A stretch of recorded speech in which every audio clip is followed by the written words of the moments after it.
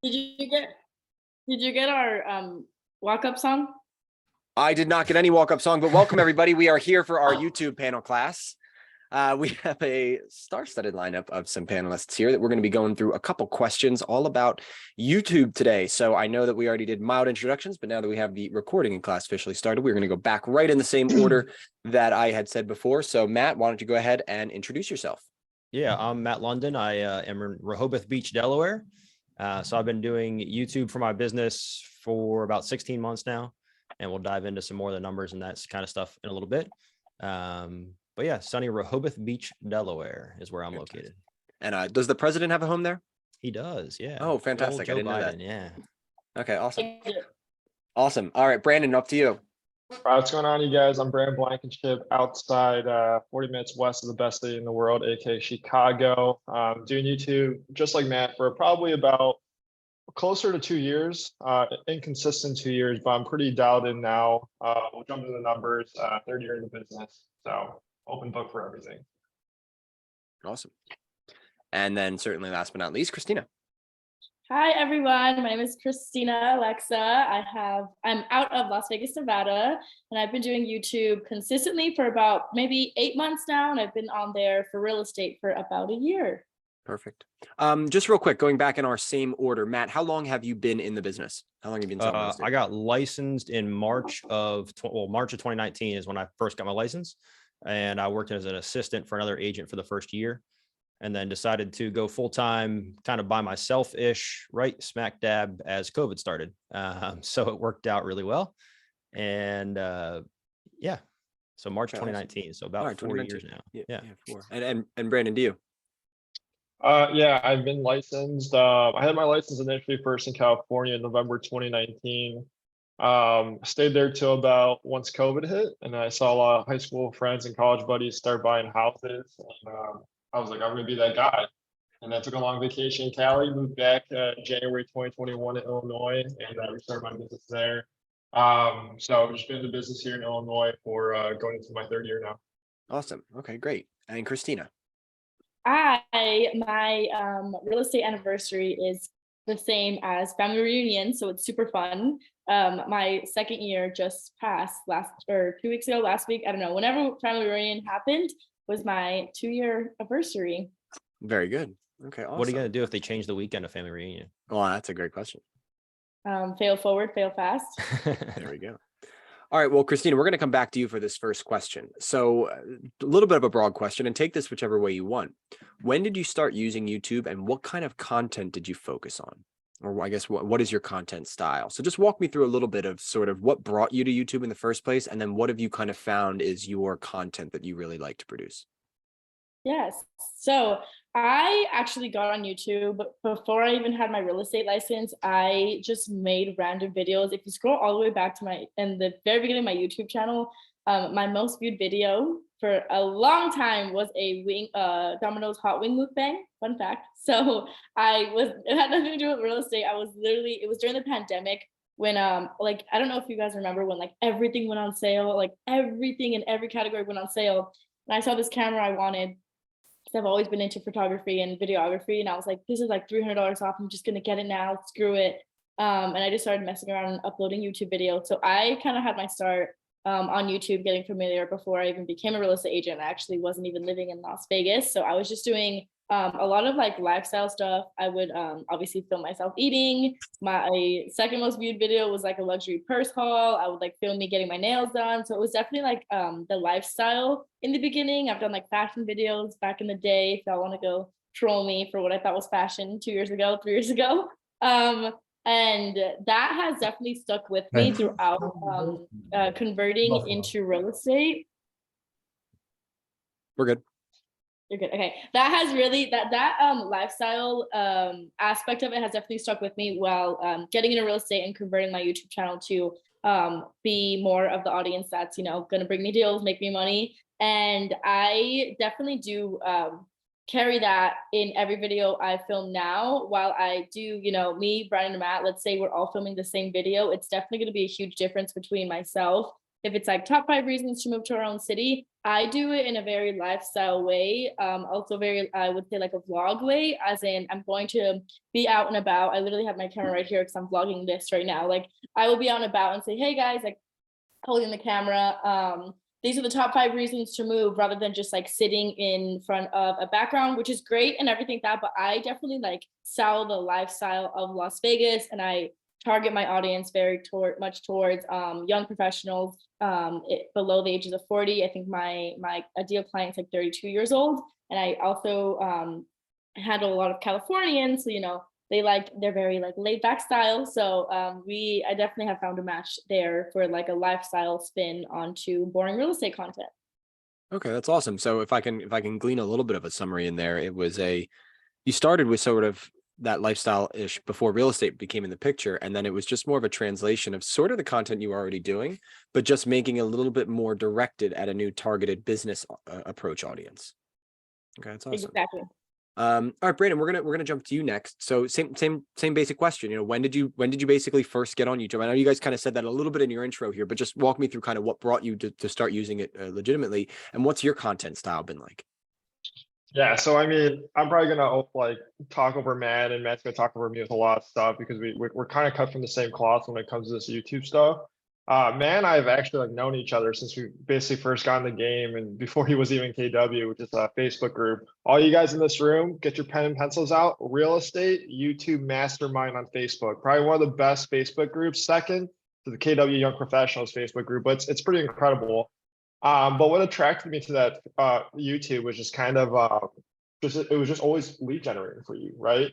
You can go to sleep and people are watching your videos kind of thing. And you know, Chicago kind of gets a bad rep of, you know, violence and whatever going on in the world. And, you know, a lot of people probably think that there's no relocation going on in the Chicagoland area, but there is. And all the content I just create is kind of living plan and everything else in between here in the Chicagoland area. I love that. And what was that channel again? You said it was the Real Estate YouTube Mastermind. Yep. Yeah, I'll put it in chat. All right. Yeah, I just looked it up on Facebook and requested a join. So great resource Awesome. there. All right, good. And then Matt, to you finally, same question. Kind of when you approach, and then obviously what's your content style as we continue to move forward here? Yeah, so I created a YouTube account for the first time. I mean, obviously aside from like viewing YouTube occasionally, created the account for the first time in like July of 2021, and didn't post my first video until August of 2021. When I first did it, my thought process behind it was like, cold calling for me sucks. Like I hate cold calling. And if I had to cold call every day to last in this business, I was leaving the business very quickly. So I had to find a new way to get business. And I stumbled upon that group that Brandon just mentioned. And then I stumbled upon another group. And I saw these agents having like wildly massive success from doing YouTube videos. I was like, surely like this isn't a real thing. Like these people are just like, I don't know, like it didn't make sense to me. So I finally, like after reading a book about YouTube and like going kind of down the analysis rabbit hole, I finally posted my first video, which was the pros and cons of living in Delaware. It's like dimly lit. It's shot in my unfinished basement and the editing was terrible. And like 4 or 5 days in, it had like 1,000 views. And I was like, all right, well, like nothing's going to come of that, whatever. So probably a month in, I get a phone call. Now, like in the beginning, I promised that I would post a video a week, and it was all like living in content, like what it's like to live here, what it's like to move here, the cost of living here, you know, all that kind of stuff. And like when I got my first call, I was like, okay, I guess there's something here. And then I just vowed that I was never going to stop, and it's kind of taken off. Well, let's pick up right there as we kind of move forward to our next question there. I vowed to do a video a week, you know, and I didn't want to stop once I started getting it. So a video is only as good as the consistency that you can bring to that, right? Correct. I mean, just throwing a video up here or there, you might Correct. get an extra couple views, you might get something, but to build a business online, you need a consistent content schedule. So walk me through a little bit how you determined that a video a week was your plan, and sort of how do you approach your content strategy when it comes to the frequency of what you're going to deliver? And then also talk to me a little bit about the videos themselves. Do you try and do longer form content? Do you shorten them up? And maybe even just touch a little bit on editing? So kind of that schedule, the video itself a little bit. Yeah. So from the beginning, it seemed like most of the people that were having a lot of success, most of them were posting 1 or 2 videos a week. There were some people that had like whole content teams behind them that were posting, a video a day or whatever else. But I knew as me, like I needed low cost and I needed something that wasn't going to take up my entire schedule. So I figured I could do 1 video a week. I could at least commit to that. And when I started diving into a lot of like the YouTube algorithm, I found that the more consistently you post on the platform, the more they push your content to other people. So they see you as providing value to them. So they provide value to you by pushing your content to other people. So for me, I was like, all right, well, for the next 6 months, I'm going to commit to 1 video per week. And if after 6 months, I don't have a single lead or anything, I can always go on to the next thing. Like worst case scenario, I've learned 6 months of what not to do. It's not going to kill me. But like I said, a month in, I got a phone call, and then probably 3 or 4 months in, I had 7 or 8 people in my pipeline, and all of a sudden, like the snowball just kind of started happening.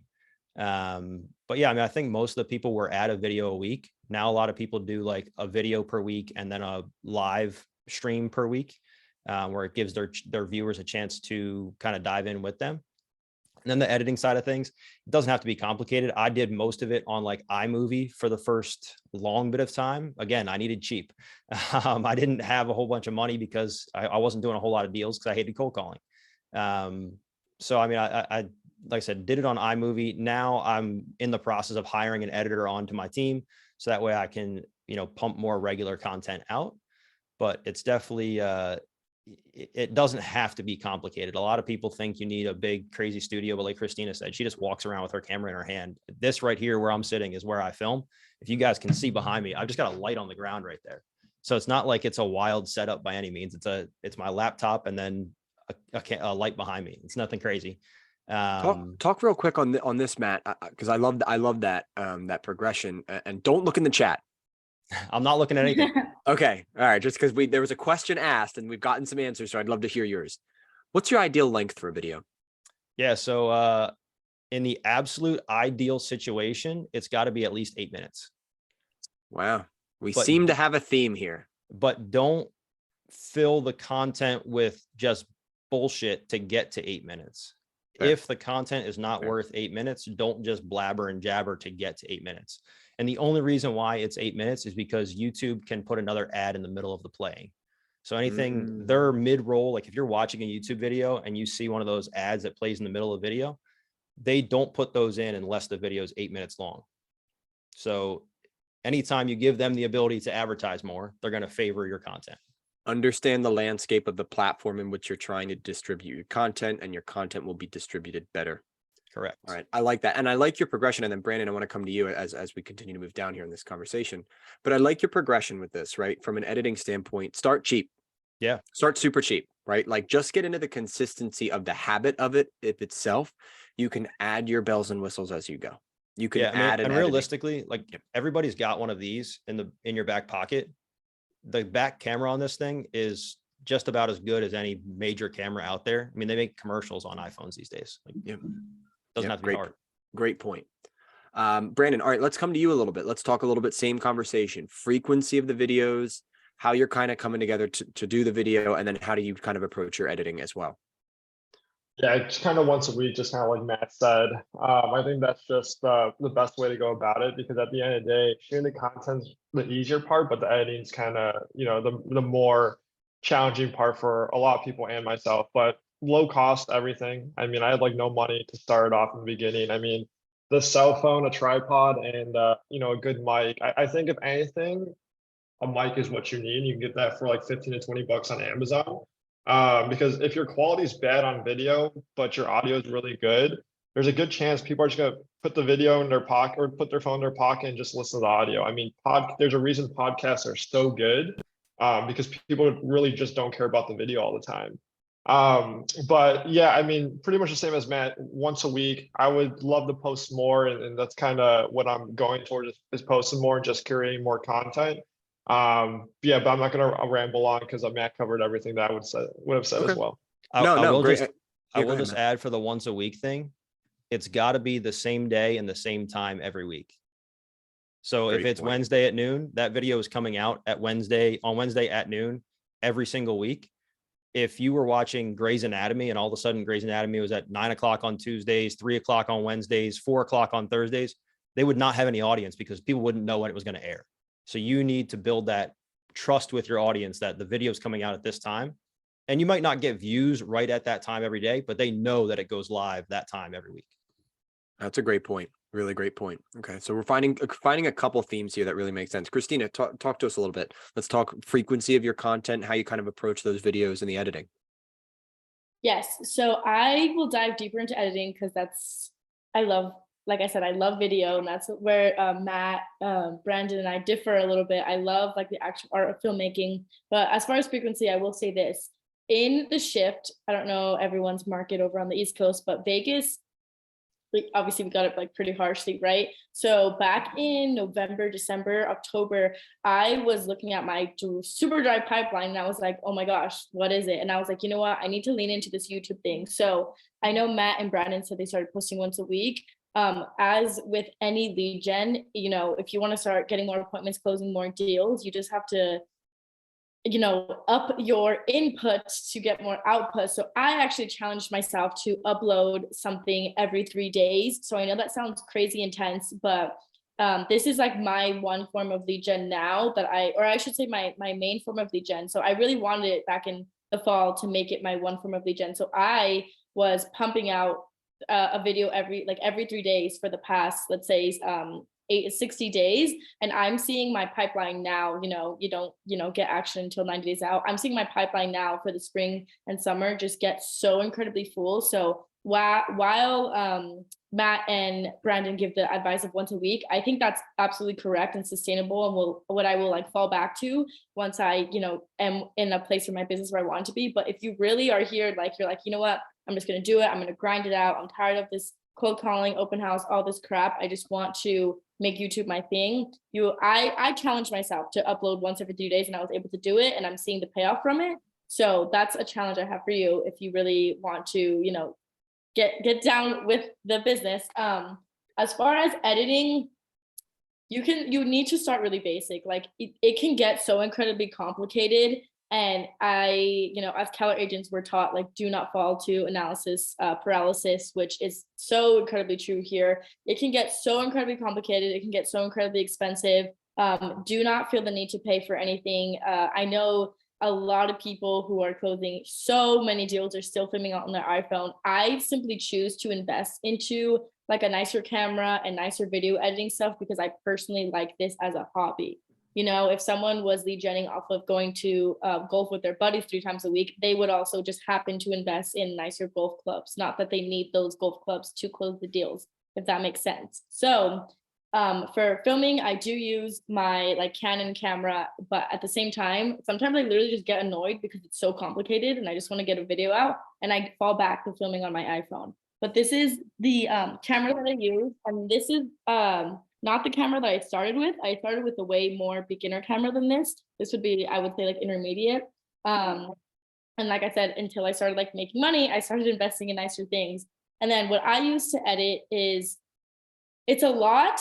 There's this platform called Adobe Premiere Pro. I don't know if any of you are familiar with like the Adobe Suite, Adobe editing and things like that. There is a charge for it. I think it's like $120 a year, which isn't bad at all, but it's definitely a little bit more on the advanced side. So I wouldn't recommend that. I personally started editing my videos on iMovie, and it's super, super simple to get a hold of, like get a grip on iMovie. The interface is really simple and easy to use. And if you're just starting, do what Matt said, just pop up your phone and start filming in the back of your house, in your living room, something like that. And in that case, your editing is literally just clip, put together, and download the video. So it's not like you need a crazy editing software anyways. That's my recommendation. Start on iMovie, and if you like this as a hobby, move up, but definitely I don't recommend anybody to invest in a camera or a huge editing software when you start.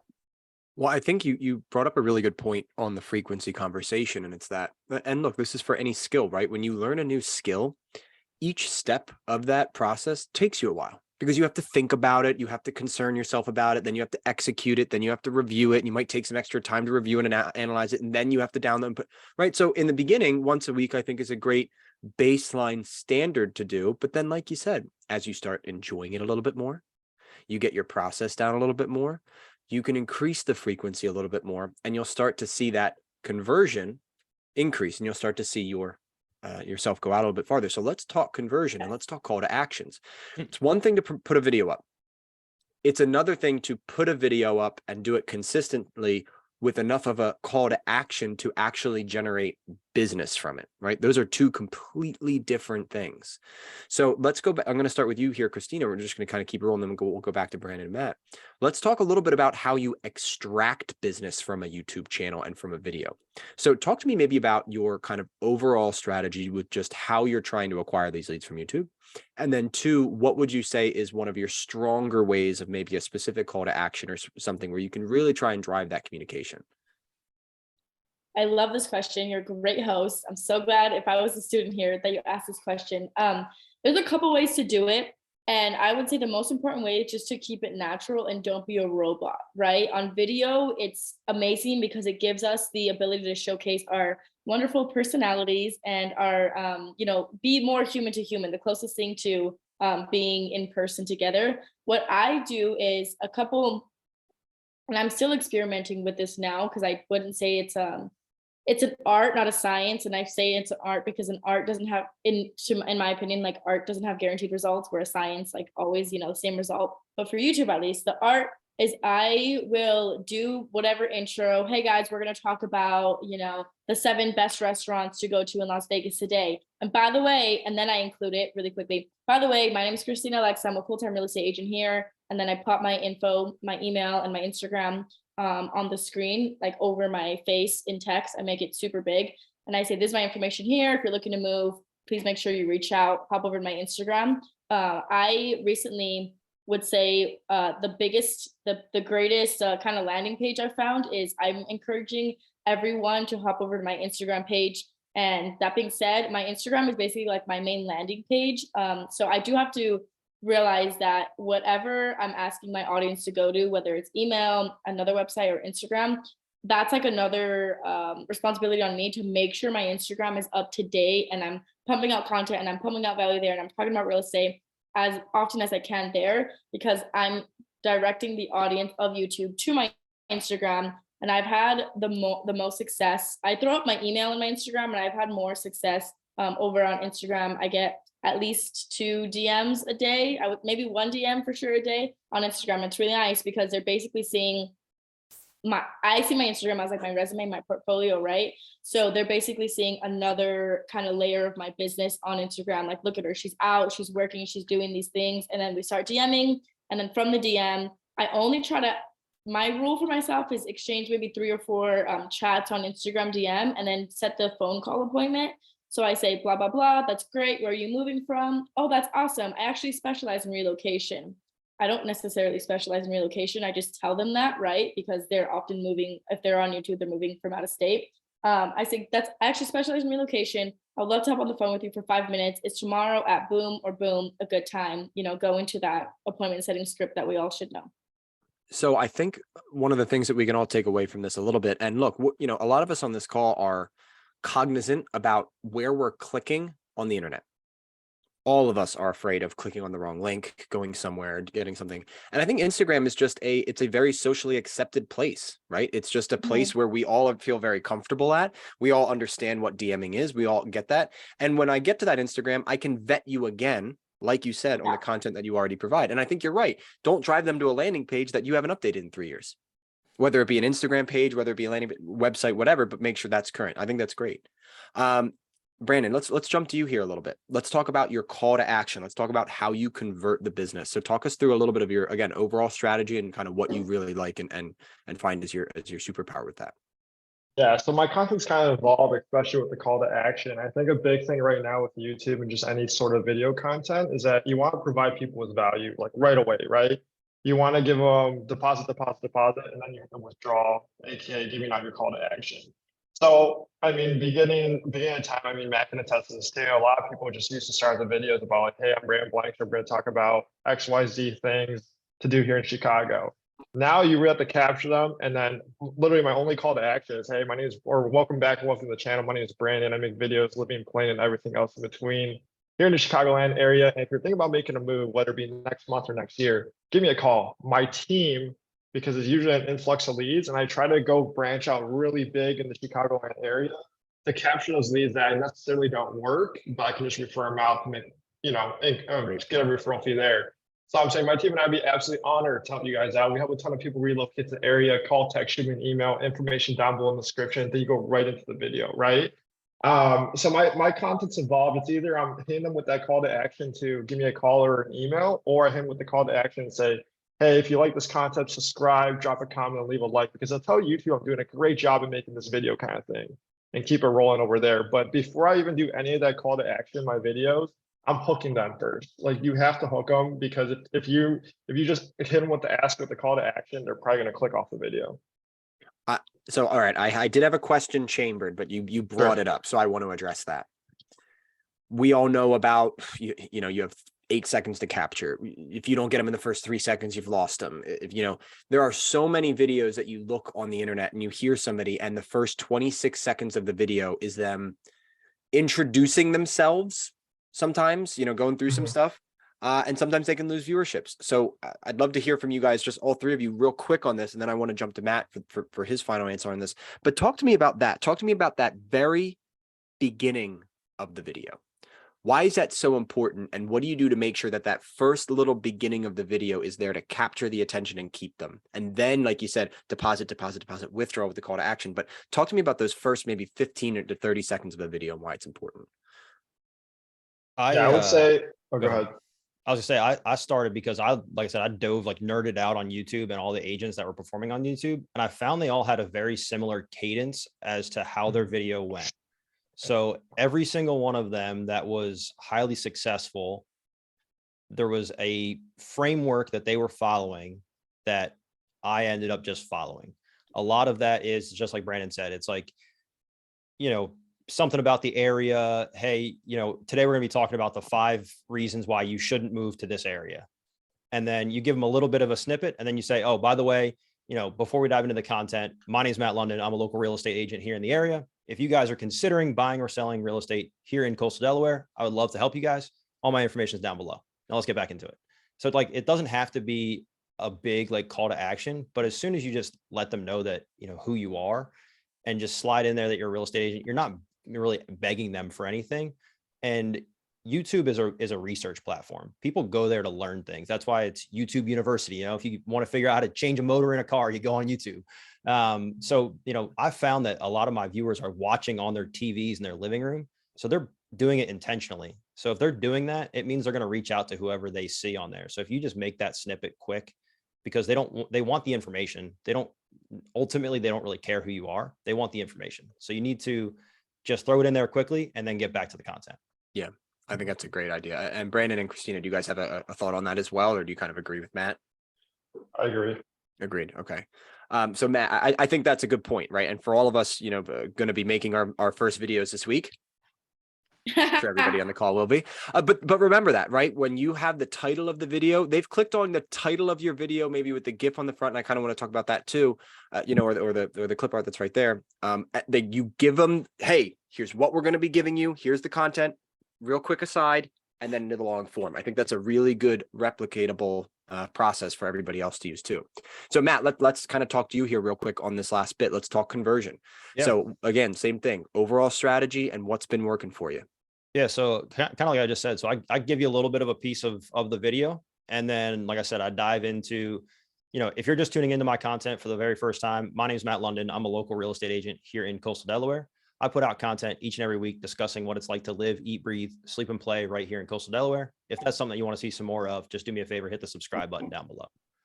And then you find that a lot of those people, like I said, start building a mind share with you. The conversion on YouTube is significantly higher than any other lead generation platform. You don't have to, if you had a Zillow lead, there's 47 agents calling that same person.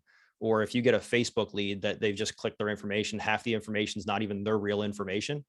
When I get a lead from YouTube, oftentimes most of the time it's by email. I do occasionally get people that'll call me right away, but the vast majority of them are by email, and they give me their life story in that email. Like I've got emails that are like, I don't read the whole thing. They're too long. And it's ultimately just to say like, oh, by the way, we're looking in this area to buy this. But like, they want to give me their whole background of how they came to that decision because they've watched so much of my content. And I've been in their living room on their TV for the past 6 months. So now all of a sudden they feel like they know me. I had a lady call me last night. She goes, oh my God, I can't believe you actually picked up the phone. I thought it was going to get like somebody else. I was like, that's my cell phone number on there. What do you mean? So it's the conversion rate there is through the roof. And like I said, you don't have to be like overly salesy. They're there for the information. So if you provide the information, it almost like makes them want to reach out to you and want to work with you. And it's a complete mind switch from like calling for sale by owners and they tell you to go fuck yourself and everything else. The people that call you on YouTube are like, oh my God, I can't believe I'm working with you. And it's like a completely different switch in their mind to where you can almost pick and choose who you work with at that point because they're so high converting. I want to just impress upon this point here for an extra 60, 90 seconds. That's a huge shift in a lot of our businesses in the way that we approach a lot of the leads, both on a buyer and a seller side, right? For anybody who's ever been on a team before. Ever been on a team, buyer's agent, anybody? Okay. You receive what? We receive a lot of online leads sometimes from the teams that we're on. Those people don't care about us at all. They don't treat you like a human. No, exactly. We're a low trust and profession. We just are. We are just low on the trust scale. Over the phone, where we don't have body language to back up our tonality and word choice. We've just called them after they clicked on something on the internet, whether they meant to or not, right? We are fighting an uphill battle every time on those lead sources. And so, like you said, if you can start to be this content source that's in their living room, that they start to build almost like a friendly relationship with you that you didn't even really know about, then when the conversion happens, you can do so at a much less like, do you want to work with me? And now it's how can I explore with your story with you? Right. So I think that's a really great. And do you want to just kind of add on that? I mean, is that kind of the way that you try to approach them and try to approach this lead source? Yeah. So, I mean, like I said, a lot of them are almost like surprised that they get you. Mm-hmm. So even if it's an assistant that's responding for you or whoever it is, it gives the appearance that you're the real person. So the biggest thing is like, they're almost kind of like you said, a lot of those people online, when you call them just out of the thin air, they're like pissed off when they first pick up the phone. But with these leads, it's almost like they are walking on eggshells because they don't want to lose the opportunity to work with you. So it's a completely different switch. And at that point, like, obviously you still have to know your stuff. You still got to, be a competent human. You can't just be a complete buffoon. But the switch that flips for the consumer at that point, it's like, you're not a real estate agent anymore. You're their friend. And like, if anybody, I know that our demographic probably doesn't watch the nightly news, but like, if my mom, who watches the same news channel for the past 40 years, were to call up the news station and her favorite news anchor were to pick up, like, that's exactly what you're doing, is you're becoming the news anchor in their family. And if you just put yourself like in that position, then it just, like I said, they're just so much more receptive to you and almost like thankful to be working with you. And that's the way the cookie crumbles. Yeah. Jim Gardner, as soon as you said Philadelphia News or whatever, right? All right, let's talk a little follow-up here. And Matt, we're going to go you and then Brandon and back to Kristina here. Okay, we've produced the content. We've gotten the people interested. They've even reached out to us. But like you said, and Kristina, you touched on this, I have my spring pipeline and my summer pipeline, right? So now we get into that second aspect of this and the follow-up. How is your follow-up different or the same for your YouTube leads as compared to your general database? Do you continue to drip them via video? Do you just add them to your normal smart plans and automated plans? How's that a little bit different, maybe your follow-up over that period of time with a YouTube lead versus a traditional lead? So most of mine, they've watched every piece of my content that I've put out every single week long before they ever reach out. So they've been watching my weekly content for 2 months before they finally reach out. A lot of them are, hey, I'm going to be in the area next weekend. I found you on YouTube. Can we go see some homes? I'm like, well, there's a process to this, but yeah, we can.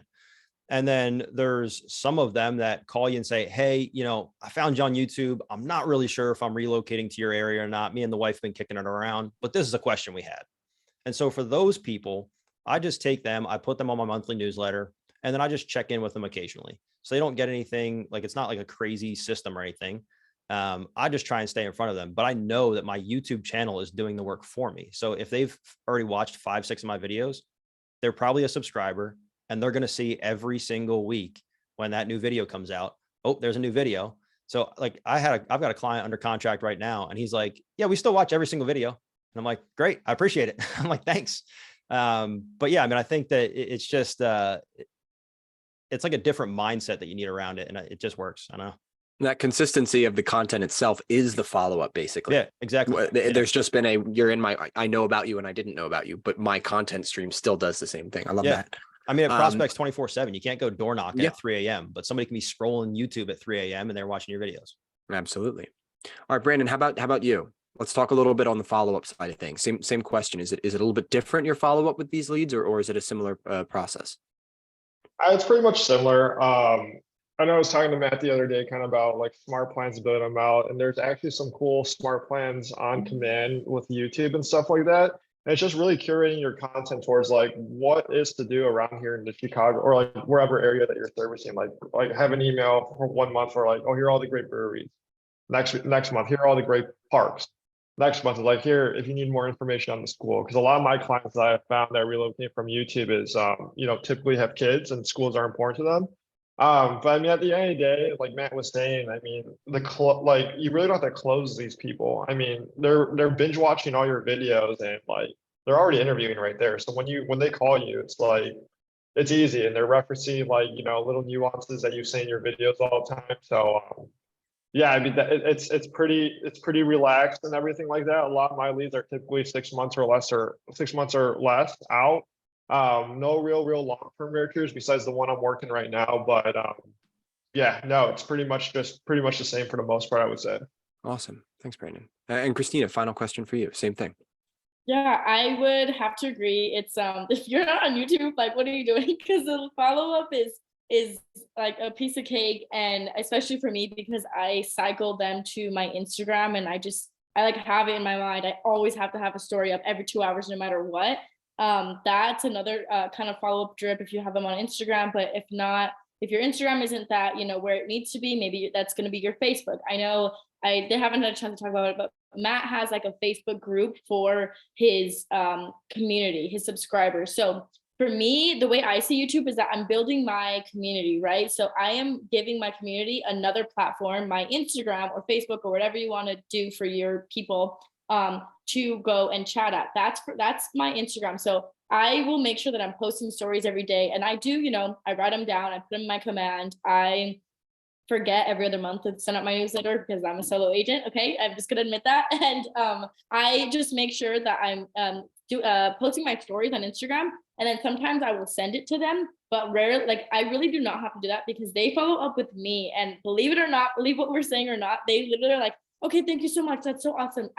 Thank you so much. Like every time we talk to them for like sending them an email at the least, the slightest amount of work. So just the follow-up, like Brandon said, like they're 6 months or less and they've already been like looking at you and determining things. So I often sometimes do get what Matt said, like, hey, I'm going to be here next weekend. I'm like, okay, great. I love that. Let's do it.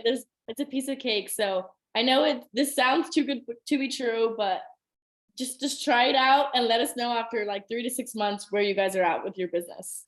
Well, I think there's something happy that we can all take away from this as people who might be looking to start this, right? Who might be looking to make this an aspect of their business, is that you don't have to create some incredibly complex, groundbreaking follow-up smart plan that's never been done before, right? You can rely more on the content stream. Matt, what were you gonna say? And if you go back to like our original content, like it doesn't have to be that great of content, to be honest with you. If you go back to my first video, like I said, it's like a dark, like it's my unfinished basement. The editing's terrible. It's got like almost 20,000 views. mean, that's 20,000 people that are considering moving to this area that have watched my content that I would have never otherwise met. And that's just one video. And Connor, I don't know if you've got all the emails for everybody in this group or if we can get all those. But I can send out a list of like just some general tips that I would give to people too before they do dive in, because there's definitely a wrong way to get started. And I would hate for that to happen. Why don't you go ahead and I'll offer this for all three of you panelists. If you want to drop your email in the chat now. And then if anybody here on the call wants to copy their emails and maybe reach out to them, all three or an individual after the call, they can do that. All right. That way you can approach you how you can, because we got a big audience on here. Sometimes it's hard to keep track of everybody. I want to ask a really specific question. So let's say, and I think you have done a really good job here of selling everybody here on the call. And we at Mega Camp, we're going to have a whole YouTube stars breakout for everybody on this call. But we have to make our first video. Yep. What the hell are we making? So the question becomes, do I just go and walk down a street and say, here are pretty houses to the left, and there are also pretty houses to the right? Yep.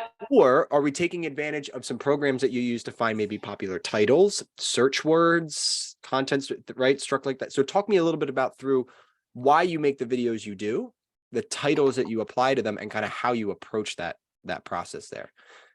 Yeah, so the very first thing that you need to do is decide who your audience is going to be. If you just shotgun spray into the world, YouTube's not going to know who you're trying to find, and it's going to end up finding nobody. So whether that's people relocating to your area or military families or people downsizing homes, whatever those people are going to be, you need to get really specific about what they look like. Don't just say, oh, I want home buyers. There's a zillion different niches in home buyers. So you need to figure out what that niche is going to be. I will tell you that relocation content is the easiest to make because you live in your city every single day. You tell people about your city every single day. Now you just got to do it in front of a camera. So pick who you want to attract with your content, and then put yourself in their position and think about what you would go to Google and type in to learn about that area. So if you're relocating to the area, you're going to type in, what's the cost of living there? What's the pros and cons of living there? All that kind of stuff. Obviously, there's some things that we've got to tread lightly with crime rates in schools and that kind of stuff. Yep. But a lot of times you can include that stuff by like, hey, these stats are directly from this website. Let me just talk about them. So you kind of skirt the issue there a little bit by just saying it that way. But finding the person that you want to make videos for, and then just, again, put yourself in their shoes. And if they were to go on Google and type in something, what's it going to be?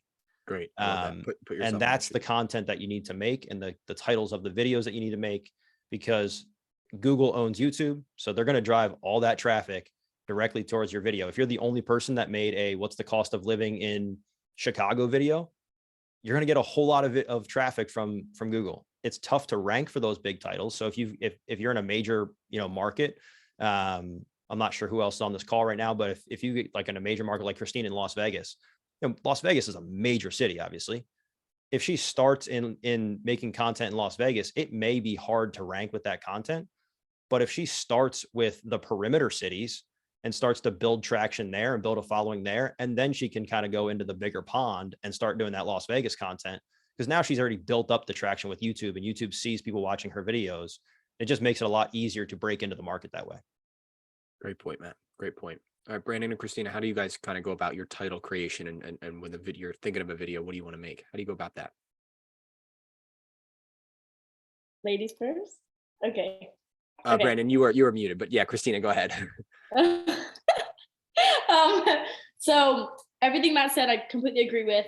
Starting, especially in Vegas, the thing I did is we have a certain side of town called Summerlin. So I just started going hard and hammering this Summerlin side of town, the specific master plan community. And then I went broader and did Las Vegas. So that's a way to do it. Another way to do it is like truly finding your audience. I think one of my most, I'm not going to say most viewed videos, because I know we're talking about views and subscribers.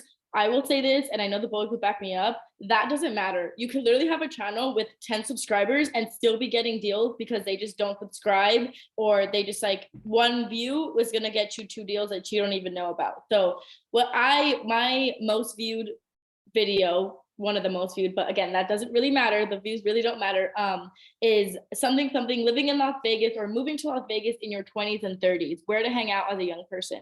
And I don't really talk about real estate in there. I was like, hey, when I moved here, like this is where I went out. This is where I first made friends. This is where like the young people hang out here in Vegas, and this is where you can. And then a week later, I got a call from like, again, my audience is very much that young professional. I got a up and coming guy in tech moving out of LA here, and he was like, "Oh my god, I love your video. I really want to be next to like where they play the where you like kick around a little sack, that game." He was like, "I really want to make sure that I make friends that like play this game." Hacky sack? Hacky sack. sack. Yeah. And I was like, okay, I'll find that for you. You know, talking out of my ass. I don't know where the fucking Hacky Sack League of Las Vegas is, but I was like, for sure. But guess what? I spoke to a young person who on the surface is a professional in tech, you know, looking to move to Vegas out of LA. But I was like, hey, this is where you can hang out and make friends. And that's what got him. Not like, look at this house, look at this house. It was the part where I knew my audience as a young person, what's important to me, probably the social aspect of my town, right? Because that's my, again, target audience. And that's like what he just kept, that was his motivation, what he kept referring back to. Thanks, Kristina. I can't wait to like make friends and play at this one park that I highlighted that I said they play hacky sack here and some other sport. So just knowing your audience is one thing. Two, I'm very passionate about this. So two, as far as titles, what I do is, let's say it's, I literally just kind of R&D other people. So I will go and open up a tab on my browser that's private mode, and I will type in on YouTube, moving to whatever. It's not Las Vegas. I literally choose whatever big city I want to. And then I look at what videos have performed well for those other realtors. Again, I do not necessarily look at views and subscribers. I look at what I see performing well are people commenting, "Hi, I'm moving here. Like, where can I reach you?" And then the realtor / YouTuber, you're responding back, things like that. That's what I consider a high, well-performing video, because I can't, necessarily ask them, did this convert well? I can see it in their engagement and things like that.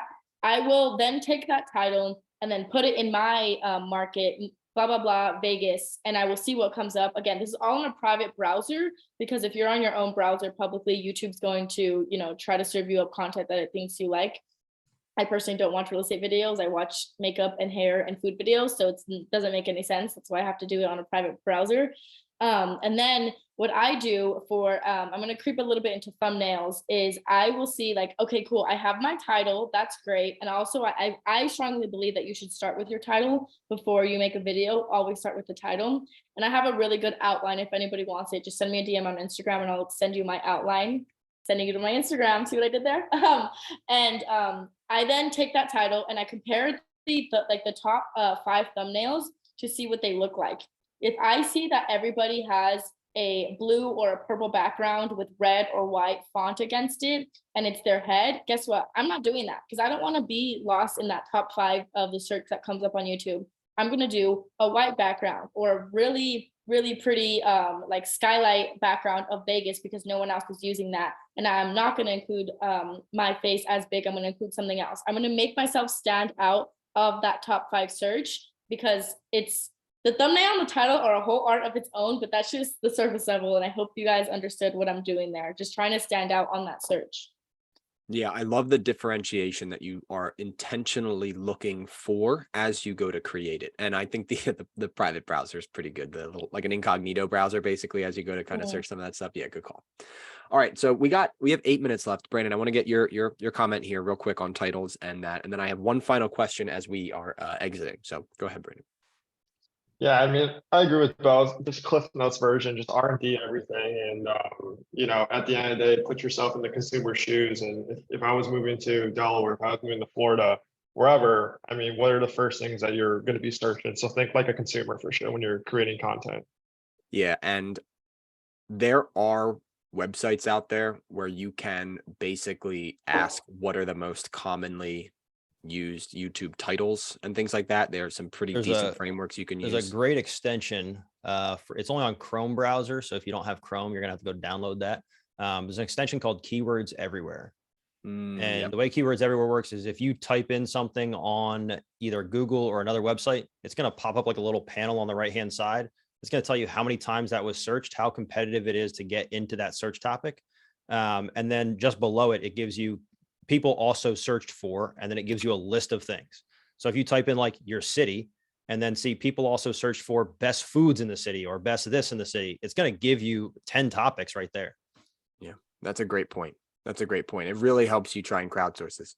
So Liana, I see you have your hand raised here. We have our last question here for the three, and I want to make sure I'm respectful of everybody's time, and we'll grab your question right at the end, okay?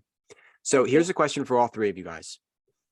What you've done so far is impressive. It's why you were acknowledged to be on this panel in the first place. However, we don't stop. What's next? What's next for you? Are you going to be increasing the frequency of your content? Are you going to be branching out with your content? Are you going to be using another strategy with your content? Or are you just looking to double and triple down on what you currently have to ride that out? So I'm going to go Brandon, Kristina, and then Matt, we will end with you. So Brandon, talk to me. What's next for your YouTube career here? Just for more consistency and really figure out, I mean, at the end of the day, like where I live in the Chicagoland area, I mean, it's more relocation out, right? A lot of the relocation in is typically moving back to family because they're all working from home, or it's people getting relocated for job. But my thing is just really finding, how do I capture that lead flow that's going from the state of Chicago to the suburbs and vice versa, as well as keep building on my personal brand with short form content. I have a cool Instagram page called Living in Chicago Suburbs where I post just like local content. With a big, plan for that within the next year or two is to start dabbling in some real estate content, just building a big personal brand. And if you guys don't follow Ken Pozek, I mean, his YouTube channel crushes. So just incorporating more of those in the field content, and stuff like that. But just growing. I think everything's just personal brand at the end of the day. I think personal brand is the biggest form of currency with whatever business that you're in. And, YouTube's a great platform because it never stops working for you. Yeah, great point on the personal brand comment. I love that. And I put Ken Pozek's name in here, welcoming him back to KW this year. Kristina, go ahead. Yes. Personal brand is just the name of the game. It's, not all of us, I personally don't love real estate. Okay. Be the first to admit it. And, some days I hate it. So I definitely, like I said, I'm more of like the lifestyle influencer. So I just want to continue to build that. And I already have little things with my audience and my community that I plan to like come out with retail products of my own later on. For example, like let's say that in every single one of your videos, yeah, you're talking about real estate, but you're also talking about how you love this specific product, then you can monetize yourself there. And that's something that I'm just super big on, just monetizing everything like Amazon storefront, selling this, selling that to my audience. Really going that way of like Ryan Serhart, I never know how to say his last name. And like the $1 Million Listing, those realtors who are also public figures in a way, right? Like if Ryan Serhart comes out and says, hey guys, I'm selling this product now, guess what? That shit's gonna be sold in minutes. That's where I wanna be. Kind of, not that I wanna be catty, but like the Selling Sunset girls, like they come out on Instagram and they say, hey, I'm selling a book now, I'm selling this now. Perfect. It's sold out in a week. Great. Look at, I don't only have to sell real estate. So that's definitely where I see myself going and just like honing down further on that niche on YouTube, because, everyone I just mentioned are on, Bravo TV or Netflix or like reality TV. I haven't seen that niche of like lifestyle and realtor. I like to say realfluencer being perfected on YouTube yet. So like just paving that way for myself and figuring out how I can like get the algorithm to realize I'm not just a real estate agent and or I'm not just talking about everything that I go out to eat, like everywhere I go out to eat all week. So paving that niche for me. And for all three of us, we're going to be hopefully on a panel at FR in Vegas next year. I know that's the goal for all three of us together collectively. I love that. So Matt, we got our last 2 minutes here. Go ahead. What's next? Yeah, next, like I said, I'm hiring an editor. So that's kind of the main, just getting leverage for the channel. I think so for me, I mean, I've gotten to the point where I'm getting more leads than I can personally handle myself. So at some point the team will be expanding, adding more people to it. And that's kind of the goal of the channel, is to be able to feed the business that way. Nice. All right. I love that. All right, y'all, we have about 90 seconds here. I want to make sure I'm respectful of everybody's time. Any questions? Any questions for our Ileana panelists? had one, didn't she? Yeah, I want to make sure we come to her. So Ileana, if you want to come off mute there, if you want to ask your question, we're happy to entertain it. And then anybody else, if you have a question, feel free to raise your hand there. Awesome. Thank y'all so much. I have like so many notes, so I appreciate you. I reached out to Matt and Kristina for the things they mentioned they can send over. My question is, I primarily work with my sphere of influence. What safety measures do y'all put into place prior to meeting your YouTube leads? I am 6'2" and darn near 200 pounds, so I don't necessarily take that into consideration, I guess. I probably should. I know that a number of people in YP carry guns on them. I've just never necessarily had the concern. I live in a pretty safe area. I know that's not the case for everybody, but I take my physical size, I guess, more into consideration than most. I don't know. It's not something I've ever concerned myself with, but I also understand that I'm not a female. So it's, for others, it probably is a more sensitive subject. But just based on my body size alone, I think I'll be okay. Okay, I will answer because I'm also a female. High risk, high reward. No, I'm just kidding. It's the same as like an internet lead. I wish that I could say that I like do certain things. I don't ask for my client's ID. I know that some people, get like a copy of their ID, but I don't. I just do that phone call and just kind of phase them out from there. I will say that I've only had maybe like one or two random guys text me that are like, I want you to help me. And you could easily tell when a lead is just messing with you. It's the same for internet lead if you're running Facebook ads, right? It's like you can easily tell from there.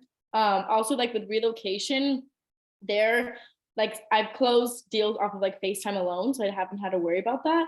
I'm not whatever height that guy was, or Matt was, sorry. I'm like 5'2", about like 100 pounds. So I definitely realize it should be a bigger concern of mine, but it's part of the industry. You should get strapped, and wish you the best of luck.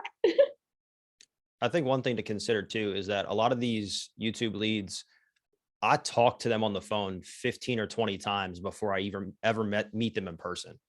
So like, if somebody's going to go through that length to then turn around and knife me, I guess I should have saw that coming. But I think a lot of times you can kind of weed out the personality either via phone or I do a lot of Zoom consults. So I sit in front of them. I will say the general demographic of my consumer is like 55. So a lot of them I'm pretty okay with. But you do a lot of that kind of homework first by getting in front of them on a camera, like this situation, FaceTime or whatever you want to do, and have a consult with them where you can actually see them. Great point, Matt. I think the consult should be a standard for a lot of us. And with what we are doing right here via Zoom, Google Meet, whatever, we really don't have any excuses not to at least get some sort of a face-to-face a little bit beforehand, gauge their seriousness and kind of vet them out. Great here. So any other final questions as we go? The recording, guys, we are going to take this. I am going to post it to YouTube. I will post the YouTube link in the national Facebook group for YP. So you all will be able to go on there, view it, check it out, all that. And then Jeff, you had a good point here. A lot of new clients meet me at the KW office for the first time, then go out to showings right after multiple times. Yeah, another great point, right? You're just going through that, just vetting them, checking them out, bringing them to a neutral public location, somewhere where you can control it, everything like that. Yeah, and just for anybody that's still here, I dropped my email, Instagram, and cell phone in the comments. So if anybody has any questions or whatever, I'm an open book, happy to help however I can. If it helps somebody get away from cold calling, I am happy to talk about YouTube all day long to never have to make another cold call. Love it. I have one last question. Sorry. Yeah. Will you guys record your audio and video separate and use the audio in like audio only format, or do you strictly use that for your YouTube? Yeah, so I may be different than the other two. I do not post my YouTube videos anywhere else. My YouTube videos live only on YouTube. A quick way to destroy the algorithm on YouTube is by sharing your videos across content platforms.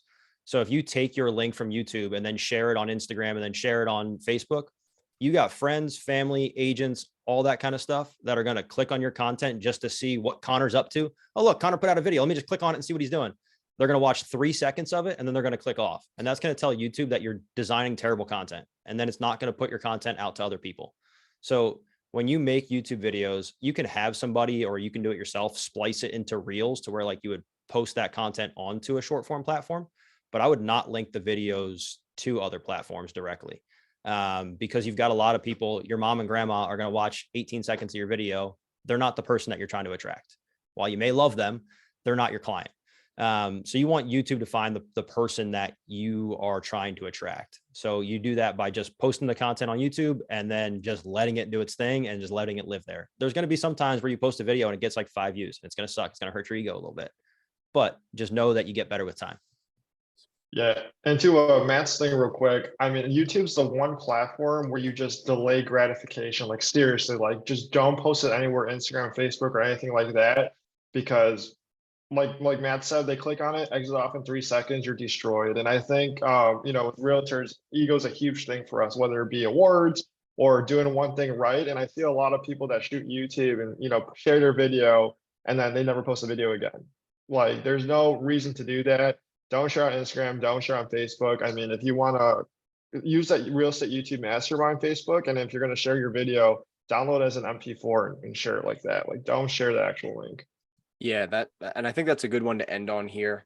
Facebook hates YouTube links being posted. They just do. They crush it because they're literally sending you away from Facebook to YouTube to go do it. So I think downloading the MP4 to post if you are going to do that. Yeah, if you want to upload it, if you want to upload it natively, like take that file and then upload it to Facebook, you certainly can, but don't share the links cross-platform. It's a quick way to destroy your algorithm. And if it happens enough, YouTube's just going to suppress your channel and not show it to anybody. Great point. Great point. All right, y'all, we are all wrapped up from today. I appreciate all of you guys hopping on here. I hope to just a real quick, Spring Masterminds is coming up in Pittsburgh, the 2nd, 3rd, and 4th of April. KWYP GPA is hosting 2 nights out. Sunday night, we're organizing a bunch of people to go out that night. Monday night, we're organizing a bunch of people to go out. And we're holding a 2 p.m. AHA session for only KWYP members and the members of the Pittsburgh market centers at one of the newest market centers in Pittsburgh, an hour after the last session on the Tuesday end. So for any of you KWYP people that are going to be there, we'd love to connect with you guys. To all 3 of our panelists, Matt, Brandon, and Kristina, thank you so much for being on here, and we will see you guys on a panel next year at Family Reunion. I love the energy. Bye, y'all. See Have ya. a great day.